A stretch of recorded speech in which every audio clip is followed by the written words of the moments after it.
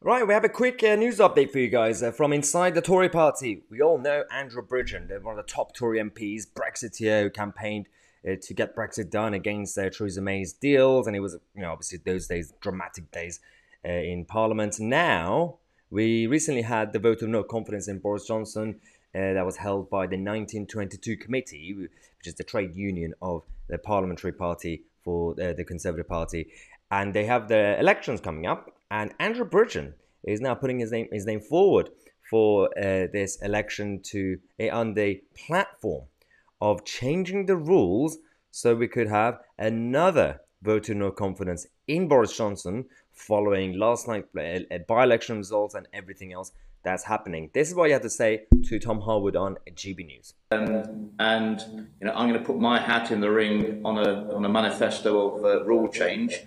And clearly, if a majority of the committee are elected with that mindset, then the rules can be changed. And I think if the committee is of such a composition, that would indicate that the party is ready for a vote of no confidence again. I mean, it is fascinating to see the mindset inside the Tory parliamentary party, because we know historically that usually the party leaders and prime ministers don't necessarily quit after losing a no confidence vote, but these votes put a pressure on them to jump without being pushed. Margaret Thatcher had the same situation. Theresa May had a similar situation.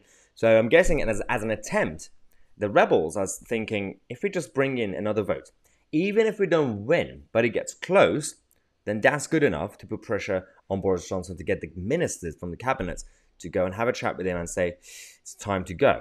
But unless you have an alternative face, the Tory party don't just get rid of leaders randomly. That's the key point.